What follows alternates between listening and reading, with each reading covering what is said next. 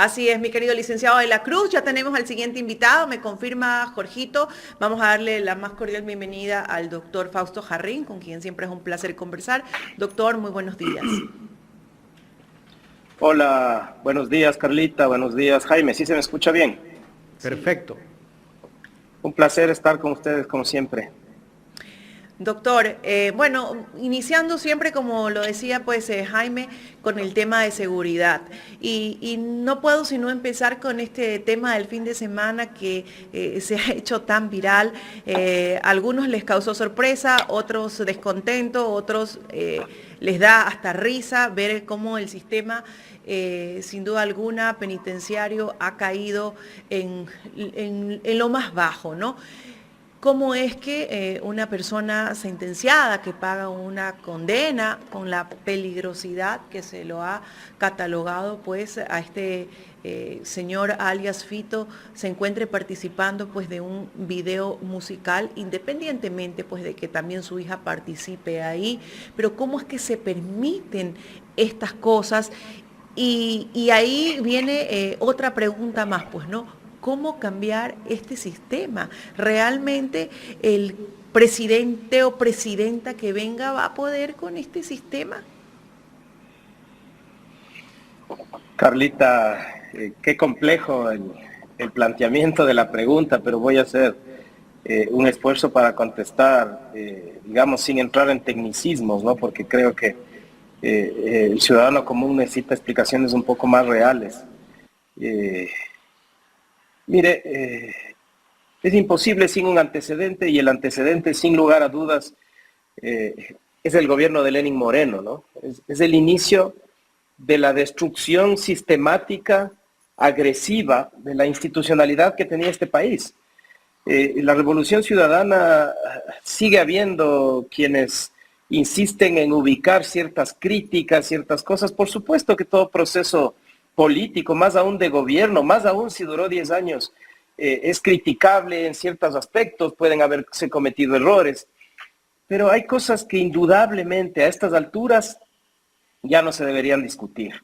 Por eso esa dicotomía de correísmo y anticorreísmo indefectiblemente es una de las razones de por qué el país está como está.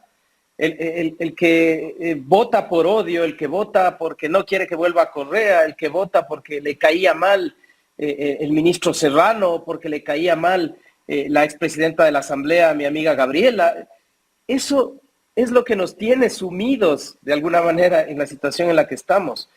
Cuando Moreno toma su giro hacia la banca privada, hacia los medios corporativizados de comunicación, a la que muchos le denominan la canalla mediática desde Atilio Borón, el país empieza a ser mermado, destruido poco a poco. Luego vino la inefable consulta popular del 7 veces sí, en donde se le dio poder a un personaje que no había pasado nunca de la mediocridad más rancia, que se puso por encima de la Constitución, que hizo y deshizo con la institucionalidad del Estado, y por supuesto todo lo que ha venido después hasta desembocar en el fraude democrático que significa el triunfo de Guillermo Lasso, y las consecuencias están aquí a la vista. En un país como el Ecuador, en un país de aquellos a los que los poderosos y los grandes nos denominan tercer mundo, es imposible concebir el desarrollo sin la inserción del Estado por poco y en cada una de las diferentes estamentos del desarrollo de una sociedad. No cabe, no se puede, porque todavía tenemos analfabetos, porque todavía tenemos niños desnutridos, porque todavía tenemos madres que no reciben ningún tipo de estímulo por hacerse cargo de sus casas, de sus hijos, del bienestar familiar. Cuando tengamos todo eso podemos empezar a pensar en un Estado mínimo. Mientras no tengamos todo eso, el Estado es obligatorio. Si se saca al Estado de las cárceles, si se elimina los ministerios del sector social, si se elimina los ministerios del sector de seguridad, las consecuencias son obvias, eran obvias, y a pesar de eso lo hicieron. Ahí están las razones iniciales de todo lo que estamos viviendo. Y luego, por supuesto, ya un tema que creo que no tiene discusión tampoco, es la toma de ciertos sectores del Estado por parte de las mafias. Y claramente se ve que además muchas muchos de esos sectores fueron tomados por las mafias con anuencia de las altas cúpulas del Estado y del gobierno. Doctor, la pregunta que nos hacemos, por ejemplo, como periodistas es, ¿no? Para los periodistas es muy difícil conseguir una entrevista o la entrada con cámaras a un centro de privación de libertad. Entonces sería importante que usted, con su conocimiento, le diga a la gente cómo es que se solicitan los permisos, porque quisiéramos saber cómo es que la gente llega a ingresar con cámaras, cómo es que puede hacer grabaciones y sobre todo a quién se le debe de hacer esta pregunta. ¿Al director de la penitenciaría? ¿Al SNAI? ¿A quién el pueblo le pide explicaciones? Porque, bueno, independientemente del video, el pueblo le ha venido pidiendo explicaciones muchísimo a diversos personajes.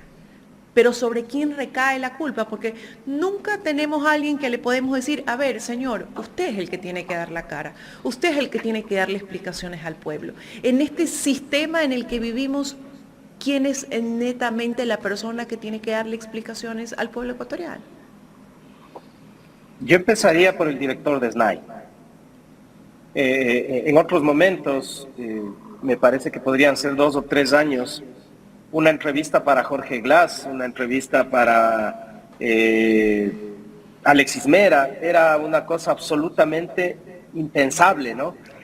A Jorge Glass le movieron a la Tacunga aduciendo que el retiro del grillete de Fernando Alvarado incrementaba el nivel de riesgo de fuga. Para el videíto en mención, a eso iba yo, me quedé corto en la respuesta anterior, deben haber ingresado todo un equipo de producción. Pero el tema es que ingresan subametralladoras y ingresan AK-47 en las cárceles del Ecuador desde hace algunos años, entonces un trípode y una cámara creo que es bastante pacífico, ¿no?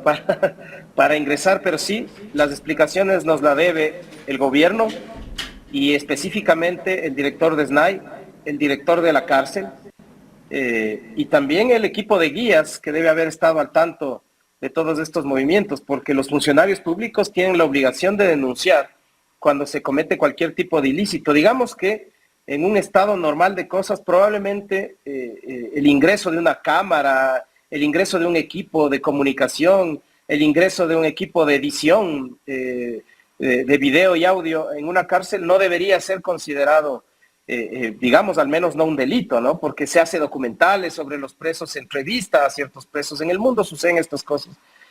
Pero realmente es clamoroso que suceda en este momento y en este país, cuando de por medio está una investigación bastante oscura, escueta, inconclusa, del asesinato de un candidato presidencial, cuando estamos viviendo asimismo un vacío de investigación del asesinato de un alcalde en funciones, el asesinato de varios candidatos, de varios concejales, permitir que además uno de los aparentes sospechosos de este tipo de actividades sea elevado, permitir este tipo de apología del delito por parte del Estado es muy complejo, ¿no? Porque más allá del arte, más allá de la cultura, la letra del estribillo es, a mi criterio, una apología del delito, ¿no? Entonces, por ahí están las explicaciones, nos las deben por ahí.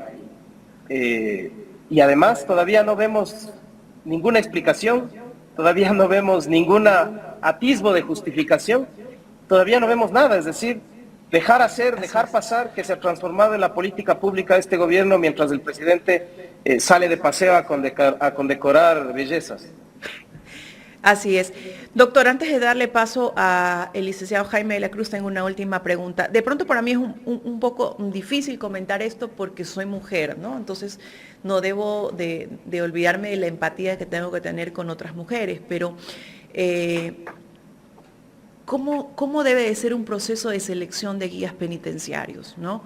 Circulan en redes sociales, de hecho las redes sociales ahora nos abren la ventana para ver muchas cosas, ¿no? De guías penitenciarias, mujeres, vinculadas, bailando, disfrutando, no sé cómo llamarlo, ¿no?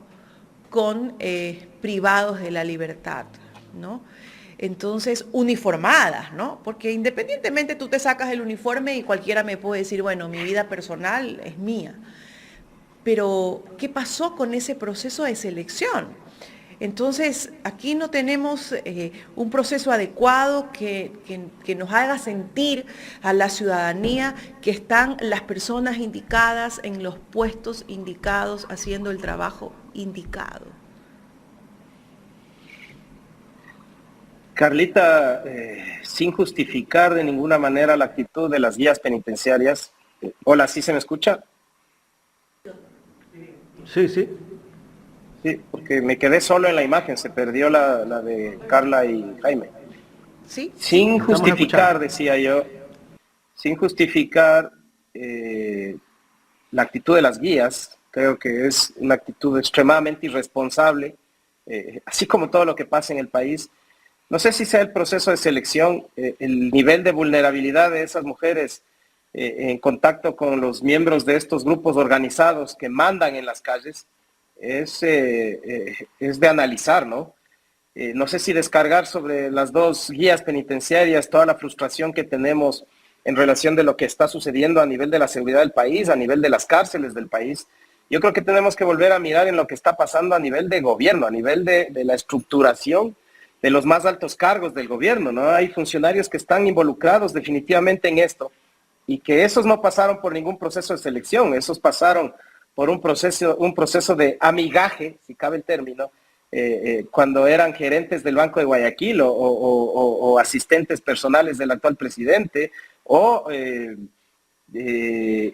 inversionistas de la banca privada. Es decir, el Ecuador completo está así, Carla. El Ecuador entero a nivel de lo público está, digamos que, contaminado. Y lo que vimos de las dos guías penitenciarias es solo el reflejo de esa contaminación que no empieza ahí, empieza acá. Y va decantando en un aparato público en donde aparentemente estamos sintiendo que podemos hacer lo que nos da la gana. Hay que regresar a ver a la Fiscalía, hay que regresar a ver al Consejo de la Judicatura, hay que regresar a ver a la Corte Constitucional, hay que regresar a ver a la Policía, hay que regresar a donde se regresa a ver. Se está viendo eso.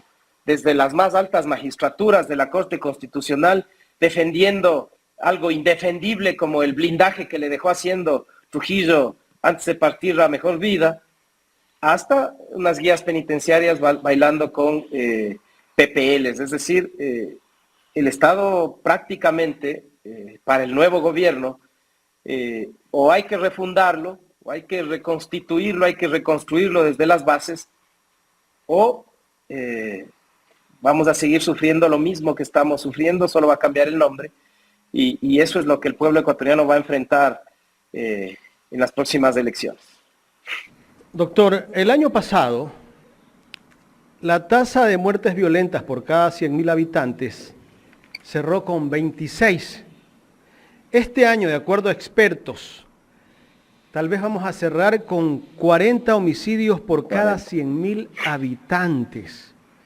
El gobierno dice que hace los esfuerzos para contrarrestar la delincuencia, las muertes violentas y todo, pero cuando revisamos la ejecución presupuestaria, en el caso del Ministerio del Interior, a la mitad de año, al mes de junio de este año, nos damos cuenta que se ha ejecutado solo el 8.8%.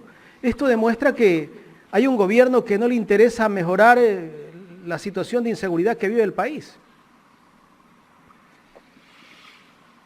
Al gobierno no le interesa, Jaime, tampoco lo puede hacer, tampoco sabe cómo hacerlo y tampoco lo va a intentar. El gobierno actual está tomándose estos últimos meses, que además con ayuda del Consejo Nacional Electoral aprovecharon para alargar sin asamblea, y lo que están haciendo es feria abierta entre sus agnados y cognados de lo que queda de este otrora esperanzador país. Lo que está sucediendo con las reservas internacionales es lo que muchos habíamos anunciado, eso es lo que ellos querían, llegar a los meses en los que se paga deuda, tener el mayor beneficio posible. Los tenedores son los mismos bancos, habría que revisar quiénes nomás son los que adquirieron bonos a último momento, cuáles son esos grupos tenedores de bonos, negociadores de bonos, que son los únicos que en este momento, aparte de la banca privada interna, que también hace y deshace como le da la gana, sin ningún control. Para eso mismo hicieron todo lo que hicieron para evitar un superintendente de bancos que había ofrecido auditarles. Y ahí sí, y de eso sí, parece que nadie se acuerda, ¿no? La Corte Constitucional ahora pretende embestir a los miembros del Consejo de Participación Ciudadana cuando a Ulloa, esta misma Corte, le dejó mantenerse en el cargo por una medida cautelar, le dejó sacar del cargo a la anterior presidenta con otra medida cautelar, les permitió imposibilitar la posesión del superintendente de bancos con otra medida cautelar. Ahora sí les preocupan las medidas cautelares. Ahora sí inician los procesos de evaluación de las sentencias. Ahora sí inician los procesos que pueden terminar en la destitución de funcionarios públicos electos por votación popular. Ahora sí. Cuando de vez en cuando se lucen con algún fallo que no pueden evitar porque sueñan con ser funcionarios de la OEA o de la ONU, entonces no se quieren meter con ciertas cosas para que después de eso no les pinte de negro en sus currículums cuando quieren irse a trabajar fuera del país. Ahí parece que nos olvidamos de dónde vienen, nos olvidamos quiénes son, nos olvidamos quiénes les pusieron, y por ciertos momentos nos olvidamos que esa Corte es parte de la misma destrucción que este país está sufriendo. Nos enteramos de alguna sentencia por ahí y no sabemos que están inadmitiendo el 88-89% de las acciones extraordinarias de protección. No quieren meterse con el statu quo, no quieren meterse con las grandes empresas, no quieren meterse con las grandes decisiones del país. Lo único que han hecho es negarle los decretos absurdos que manda el presidente de la República porque son demasiado absurdos. Si no, los hubieran dejado pasar. Así que eso de hacerle odas a esta Corte Constitucional tampoco. ¿Cuántas veces le ha dicho la Corte al Estado, al gobierno de Guillermo Lasso que tiene que hacer algo con la seguridad? ¿En cuántos de esos decretos de emergencia la Corte le ha estado conminando, exigiendo, recomendando hacer cosas que no hace? ¿Por qué no inician los procesos de evaluación ahí, de selección de sentencias? ¿Por qué no hacen eso? Son parte de lo mismo y eso es lo que le está pasando al país.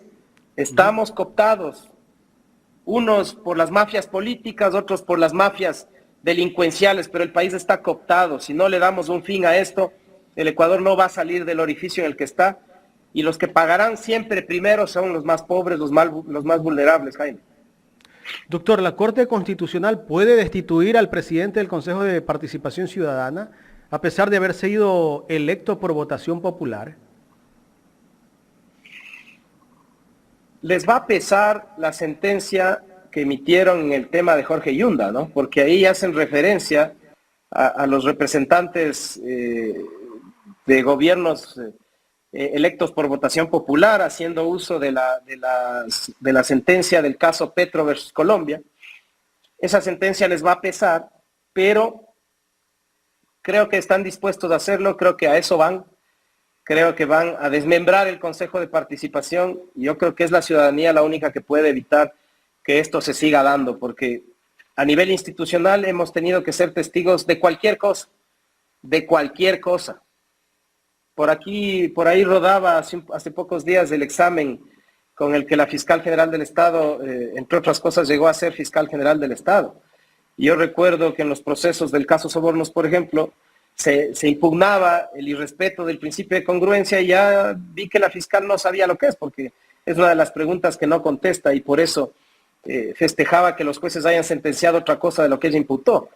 Entonces, en el país hemos visto cualquier cosa y creo que mientras esté Guillermo Lasso al frente del gobierno y mientras las instituciones no sean reconstruidas desde los cimientos, todavía podemos ver cualquier cosa.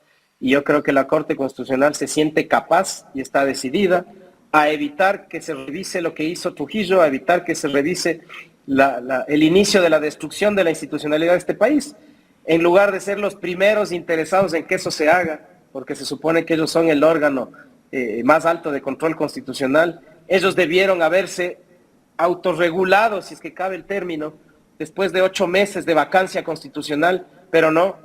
siendo insignes constitucionalistas, lo que hicieron es sentarse y acomodarse en esos puestos a los que llegaron de forma ilegal. Entonces, sí, ¿cuál es el por temor supuesto que la revisen? Corte se cree capaz de esto. ¿Cuál es el temor que revisen todo lo que hizo el Trujillato? Que se arrogó funciones, que violó la Constitución, que no estaban, no eran competentes ni estaban autorizados a revisar los nombramientos de los jueces de la Corte Constitucional, a que deberían los 9 irse a la casa el momento en el que abren el primer oficio de ese proceso. Claro. Lo que pasa es que se han encargado de La poner una Corte- pantalla de humo. La Corte puso, perdón, el Consejo Transitorio puso a la Corte actual Claro, cuando no tenía Lo que hay es tres miembros que fueron producto del proceso de selección nueva, que ya lo hizo este gobierno, fuera del transitorio, pero los primeros 9 que entraron a la Corte Constitucional y que se fueron a posesionar con Trujillo, esos fueron puestos por el transitorio. Eso fue ilegal. Absolutamente, ilegal e inconstitucional, así como los 8 meses de vacancia constitucional que decretó el emperador Trujillo, que algunos tanto añoran. O sea que ellos no Entonces, quieren eso que es los lo que no quieren les que se revisen revise. cómo los pusieron en ese cargo, pues. De razón Por que supuesto, buscan eso es destituir lo que al no presidente. quieren. Pero por supuesto, y no, yo creo que quieren ir por todo el bloque de la Revolución Ciudadana. Ya no les resultó en el contencioso electoral. Ahora van a ir a una apelación con todos los jueces con periodos extendidos y puestos a dedo. Y acá en la Corte Constitucional quieren irse contra los miembros del Consejo de Participación, que con falencias o errores son electos por votación popular, pero se van a tomar esa atribución. Ya lo hicieron. La Asamblea de Litardo destituyó a los miembros del Consejo de Participación. Ya lo hicieron. Lo van a volver a hacer si es que se les permite. Qué cosas, ¿no? Es casi como una dictadura. Y mientras lo que están tanto, haciendo. Jaime, pero por supuesto, lo único que no han sacado es las armas, eso sí tienen escondido. Eso sacan solamente cuando la CONAIE sale a las calles, porque no son capaces de sacar las armas para responder a la inseguridad. Pero esta dictadura lo único que no ha sacado es las armas. Pero tienen jueces, tienen fiscales, tienen superintendentes, tienen contralores, y todos irán acabando como Celi. Pero el problema es que mientras todos acaben como Celi, ¿qué le cuesta eso al país? ¿Qué le cuesta eso a las clases más vulnerables, a los más pobres, a nuestros niños, a nuestros ancianos? ¿Qué les va costando estos 6 años? Ese es el problema. Justo hablábamos con el coronel Roberto Marchán, ¿no? Decía que Celi fue profesor de la Academia de Guerra. Siendo profesor, persiguió a los miembros de la tripulación del avión presidencial y que después de 5 largos años de gastos de abogados y todo, un informe pericial, por fin deja libre a todos estos involucrados en este caso. Entre ellos estaba el expresidente Rafael Correa. Lo que dice el informe es que no hay irregularidades en los vuelos. Lo que dice el informe, más allá de los términos que se utilice, es que no debió nunca ser objeto de observaciones de Contraloría y más grave todavía, nunca debió llegar a un indicio de responsabilidad penal que investigue la Fiscalía y con el que han mantenido a asambleístas, a funcionarios, a militares en vilo durante 5 años. Eso dice el informe. Pero Jaime, no hay que confiarse, porque eso han dicho muchos informes. En los temas contenciosos administrativos, los asuntos de Celi y de la Contraloría de Celi, todos han sido desechados, archivados, anulados o cualquiera de las formas que existen para establecer que no existe responsabilidad del ciudadano.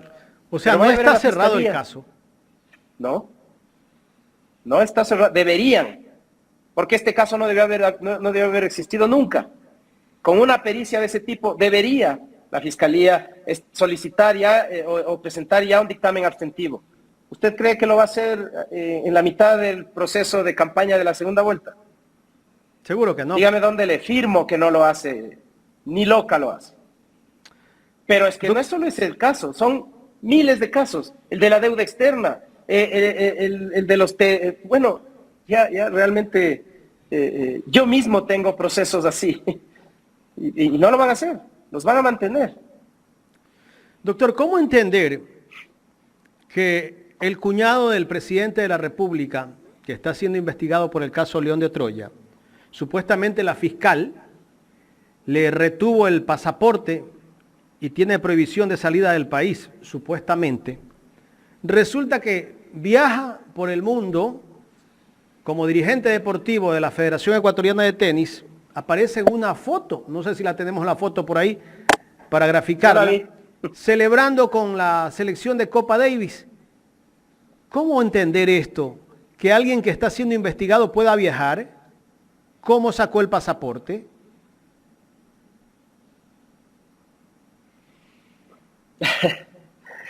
Jaime, querido Jaime, ¿le retiraron realmente el pasaporte? Que yo sepa, eso está dentro de un expediente de una investigación previa. No sé si ya formularon cargos, no sé si me he perdido de eso. Podría ser, he estado poniendo en orden otras cosas. Pero si es investigación previa, es reservado. Si es reservado, ¿cómo sabemos que le quitaron el pasaporte? ¿Cómo sabemos que le han prohibido salir del país? ¿Realmente es así? De acuerdo a la posta, le han retirado el pasaporte. De acuerdo a la posta, que le ha seguido el caso, ¿no? Sí, pero fue al registro civil y sacó otro, ¿no? Porque si le retiraron para que aquella vez no viaje, no significa que no pueda acercarse y sacar otro. Yo no he visto una orden. O tal vez tiene otra nacionalidad. También puede tener otra nacionalidad, o aparte del pasaporte regular tenía un pasaporte diplomático por ser miembro del grupo olímpico, de algunas cosas. Usted sabe cómo se manejan estas personas, ¿no? Y que una investigación que tiene tantos tentáculos, que tiene muertos, torturados de por medio, que no tenga una sola prisión preventiva, sí llama la atención. Pero es como le decía yo, Jaime, hace unos minutos. Estamos viviendo un país que no le deseamos a nadie. Y aquí todavía va a seguir pasando cualquier cosa, al menos hasta que Guillermo Lasso termine de irse. Va a seguir destruyendo el país hasta el último día. Y si el pueblo ecuatoriano no elige bien, yo me temo mucho que eso no cambie. Doctor Jarrín, yo le quiero pedir un criterio. No íbamos a tratar este tema, pero me gustaría, si puede responderme. ¿Cómo entender que el candidato Noboa anuncia el fin de semana en la Universidad de Ibarra que va a anexar el CENESID con el Ministerio de Salud Pública? ¿Se puede? Yo realmente no entiendo nada, porque si escuchar un despropósito como ese, simplemente se escucha, a mí me da escalofríos escucharle al binomio del candidato Daniel Noboa. A mí me parece que eso debería estar marcando la agenda de una discusión muy profunda de qué clase de políticos realmente estamos teniendo en el país y si se pueden denominar políticos. O están saliendo a los medios de comunicación a sacarse los más prehistóricos prejuicios y a demostrar los más profundos resquicios de ignorancia que tienen, ¿no? Yo estoy realmente estupefacto de ese tipo de declaraciones, Jaime. Es absolutamente inviable la educación. O sea, si queremos hilar demasiado fino, por supuesto, ¿no? Un país muy desarrollado en educación seguramente podrá desarrollarse también mucho en salud. Pero es un despropósito pensar que la estructura que protege la educación superior vaya a parar al Ministerio de Salud. No entendería cómo se va a hacer. Doctor Jarrín, estas son las, de pronto, inconsistencias que manifiesta el candidato, pero no sé, sería oportuno desde su total punto de vista jurídico dejárselo claro y explicarle a la gente que constitucionalmente este tipo de cosas no se pueden dar. Carlita, no se pueden y no se deberían, pero le vuelvo a decir una cosa que desgraciadamente yo quiero insistir. Si este tipo de gobierno se mantiene, si las estructuras institucionales del Ecuador no se reconstruyen, aquí va a seguir pasando cualquier cosa. Cualquier cosa. Mire lo que han hecho con Yachay. Si han sido capaces de destruir la ciudad del conocimiento, si han sido capaces de destruir una universidad, son capaces de hacer cualquier cosa. Y son capaces de mezclar mañana el Ministerio de Agricultura con el Ministerio del Interior. Son capaces, lo han demostrado. Hay gente presa que demuestra esa capacidad. Hay gente fuera del país que demuestra que han sido capaces de hacer lo que les ha dado la gana mientras el país se desangra y se sigue destruyendo.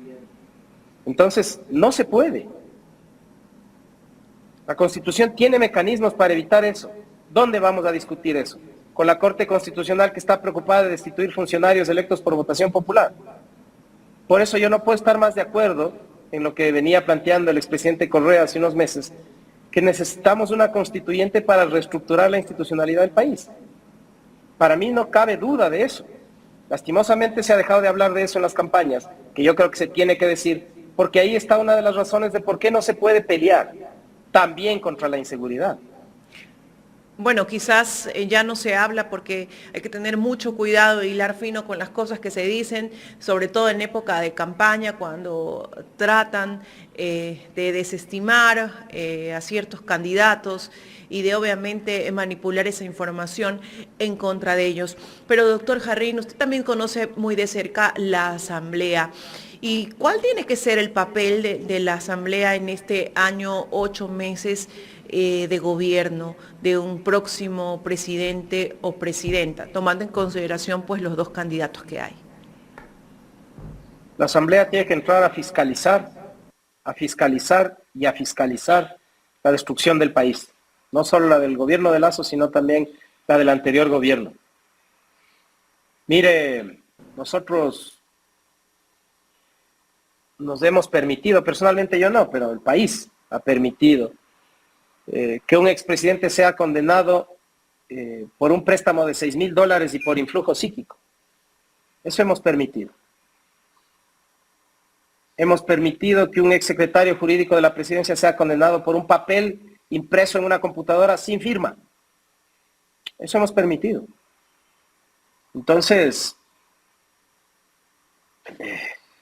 realmente, a veces yo me quedo también, Carla, sin palabras, porque yo creo que tenemos que despertar. Yo creo que tenemos que despertar. Y si no se le dice la verdad a la gente, y si la Asamblea y los asambleístas no llegan a tratar de decirle a la gente la verdad, no vamos a poder reconstruir nada. En un año, 8 meses, no van a poder aprobar prácticamente leyes. El trámite de la Asamblea para una ley ordinaria, orgánica, se toma casi ese tiempo. No van a alcanzar a hacer leyes que, digamos, nos vayan a permitir salir de esto, porque además con leyes no vamos a salir de esto. Hay leyes para salir de esto. Pero tenemos que, o sea, quienes llegan a la Asamblea tienen que entrar a fiscalizar lo que sucede en el país, lo que sucede en la Fiscalía, lo que sucede en el Consejo de la Judicatura, lo que sucede en las superintendencias, lo que sucede en los ministerios, la falta de utilización del presupuesto del Estado, la indolencia de los organismos públicos. La Asamblea tiene que entrar a eso. Y esa es la labor que les queda a los asambleístas, porque los ciudadanos comunes nos hemos quedado muchas veces sin voz. Cuando alguien dice lo que tiene que decir, inmediatamente es proscrito, es atacado, es linchado mediáticamente. Lo que ha hecho la canalla mediática con las declaraciones de Andrés Arauz en más de una ocasión es una infamia. Y se permiten reproducir y reproducir y reproducir. Ayer veía que a un colega abogado, además bastante buen abogado, que salía con la candidata Luisa González, ya le hicieron líder de alguna banda. Y líderes de opinión reproduciendo esa mentira, esa infamia. ¿Hasta cuándo?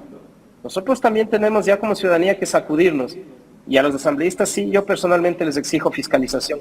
No necesitamos más leyes, al menos no en el corto plazo.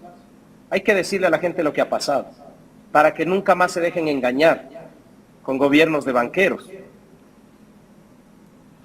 Hay sin duda alguna algunos bloques que han obtenido, digamos que un número considerable de asambleístas, entre esos pues uno nuevo que se arma, que es el Movimiento Construye, que toda la ciudadanía ya sabe pues cuál es, o de dónde viene o cómo se crea este bloque. ¿Cuál cree que sea la posición de ellos? Porque básicamente ellos han manifestado ser anticorreístas y ahí creemos que va a haber sin duda alguna una piedra en el zapato para la Asamblea, sobre todo en el posible gobierno de Luisa González, tomando en consideración, doctor Jarrín, que ya sabemos, pues, digamos, quién comanda, no sé si sería la palabra exacta, o lidera, por así decirlo, pues, ese movimiento, que es la señora María Paula Romo. ¿Cuál es su criterio? Primero habría que terminar de ver qué sucede con ese grupo, ¿no? Porque entiendo que hay un nivel de pugna bastante compleja, el lamentable asesinato del candidato presidencial Villavicencio marca una línea muy dura en esa bancada, y habrá que ver. Yo espero que ninguno de ellos se deje mandar por la señora Romo. Ahí está el exministro Carrillo, seguramente él es el que está articulando para que este infame personaje que nubló la historia del país, como es María Paula Romo, pretenda tener que manejar desde lejos. Pero yo creo que ahí todavía puede haber gente que no se dé o no se deje manipular y sepa que, más allá de mi criterio personal sobre el fallecido, asesinado líder de ellos, él decía que fiscalizaba, ¿no?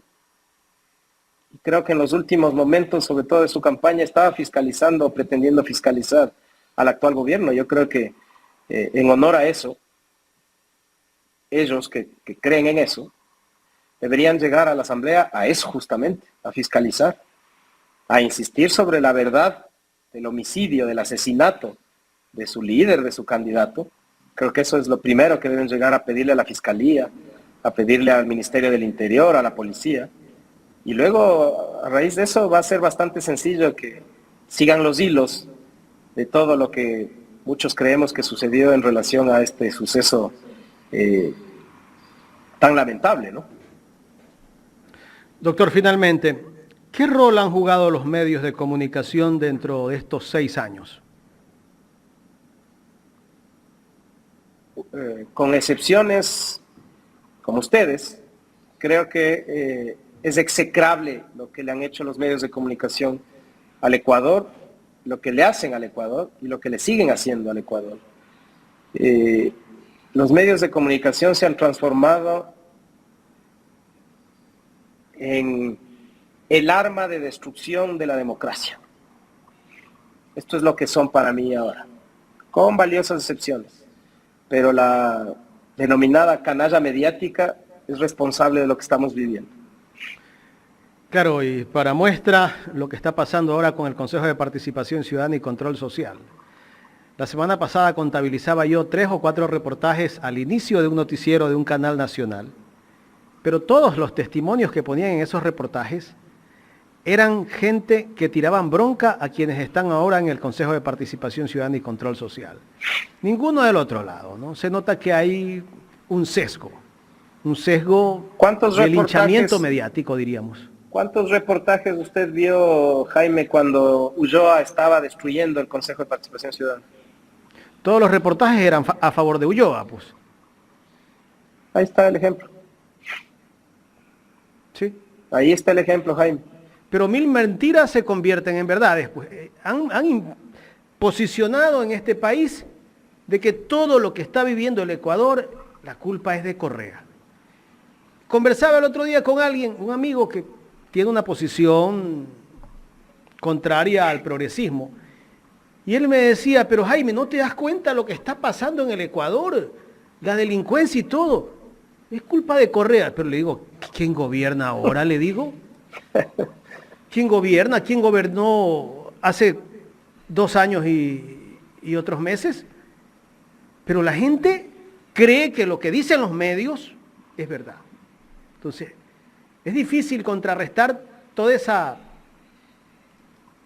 ese mensaje que han creado, ¿no? Que la culpa es de Correa de todo lo que pasa. A veces son las opiniones de gente que está más vinculada a los medios, porque los resultados electorales nos hacen entender que la mitad del país ya no se traga ese cuento, ¿no? Hay que ver cuántos gobiernos autónomos descentralizados ganó la Revolución Ciudadana y cuántos asambleístas acaba de colocar. El problema que se suelen dar en las segundas vueltas, y eso es lo que buscaron a toda costa, evitar que ganen una sola vuelta a Luisa, es que se radicalizan las posiciones y eso creo que pone en riesgo la posibilidad de que Luisa gane, aunque yo creo que va a ganar. Pero ya es un atentado a la lógica también, Jaime, a estas alturas. Y lo digo con respeto porque yo también conozco gente que se deja llevar por eso, pero ya es un atentado a la lógica. Pensar que un hombre que está fuera del país a la fuerza desde hace 6 años, un movimiento que ha tenido que levantarse de las cenizas más de una vez, sea el responsable de la destrucción de 2 gobiernos que nada han tenido que ver con nosotros. Nosotros votamos por Moreno, efectivamente, pero fuimos sus principales opositores desde el día 1 en que le dio la espalda al pueblo. Así es. Y nosotros fuimos la única oposición real que ha tenido Guillermo Lasso. Entonces, ya hay que taparse los ojos con una venda bien gruesa o meterse a la burbuja de titanio en la que vive Lasso para seguir repitiendo una falacia de esa magnitud. Y por eso yo a Carla le decía, o sea, también nos toca como ciudadanos despertar, porque hemos permitido demasiadas cosas a nombre de la democracia, que para mí ahorita está en soletas en este país, a nombre de la libertad, que es probablemente uno de los términos más vilipendiados y mal utilizados por la derecha, y a nombre de la paz, que estamos prácticamente perdiéndola toda, por no haber reaccionado con más fuerza en los momentos en que se pudo. Perdimos la paz. Entonces ya no nos queda nada. Ya tenemos que reaccionar. Doctor, quiero agradecerle por haber aceptado conversar con nosotros aquí en Ecuador en Directo. Es un placer, Jaime, Carlito. Muchísimas gracias y esperemos que el pueblo reaccione, ¿no? Así es. Que es lo importante, que haga un análisis y no por estar en contra de determinada posición, sino porque realmente el país está sumido en la desesperanza, en la delincuencia, en la falta de empleo, un sinnúmero de problemas sociales de los que no aguanta más. Tantos problemas que existen. Como decía el doctor Pedro Moreira el día viernes en este programa, si no elegimos bien, tendremos que emigrar todos, dice. Se quedarán los malos.